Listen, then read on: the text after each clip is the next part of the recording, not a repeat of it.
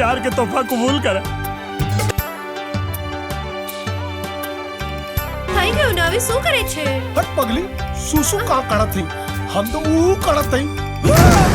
अरे बाबूजी बार बार चिहुकत काहे बानी? आजू बाजू जो दीवार होगी ना उस पे पूरा ट्यूबलाइट कैसे बारात में सजाते हैं, टेंट हाउस का पूरा सजावट होता है, वो गोल गोल चक्कर होता है, वो सब पूरा सजावट का मजा है।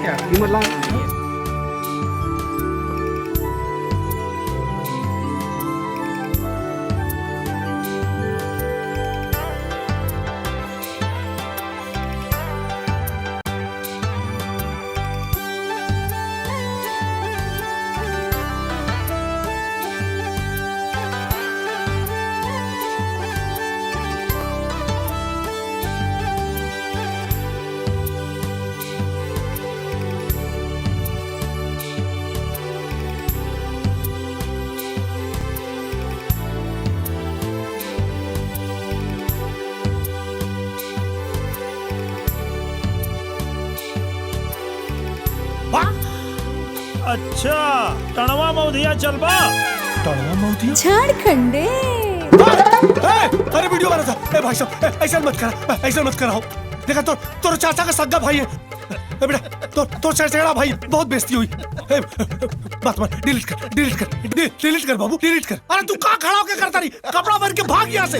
मैं कैसे पहनूं? तुम मेरा साया जो पहने हो। अरे तोरे साया के भाई की आँख, ससुरी साया पहनी है। ले साया निकल, भाग भाग भाग। मार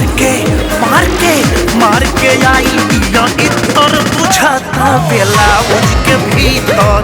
मार के आई बिया इतर बुझाता ब्लाउज के भीतर। मार के आई बिया इतर बुझाता ब्लाउज के भीतर। मार के आई बिया इतर बुझाता ब्लाउज के भीतर। मार के आई बिया इतर बुझाता ब्लाउज के भीतर। हमसे बियाह तो लायक करबू। चोली में चिल्लर रखूंगी नहीं। हमसे बियाह तो ऐश करबू। चोली में चिल्लर रखूंगी नहीं। हमसे बियाह तो ऐश करबू।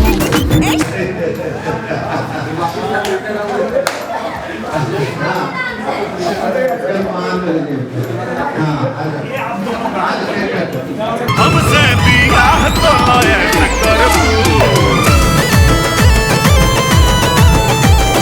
चोली में चिल्लर रखूंगी नहीं। हमसे बियाह तो ऐश करबू। चोली में चिल्लर रखूंगी नहीं। हमसे बियाह तो ऐश करबू। हमसे बियाह तो ऐश करबू।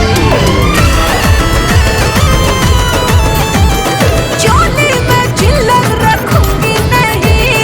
हमसे बियाह तो ऐश करबू। चोली में चिल्लर रखूंगी नहीं। हमसे बियाह तो ऐश करबू। दवा बोलते हैं। हाँ तुम्हार काम काहे के मन करी? तू तो गिन के लेत हो ना। तुम्हार काम मन करी जाए। हां तोहार काहे से मन करी जाए? तू तो गिन के लेता रू ना। गिन के लेता रू ना। पगला गई बारे का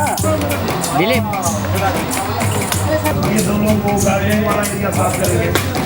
जो लोग खाना बनाने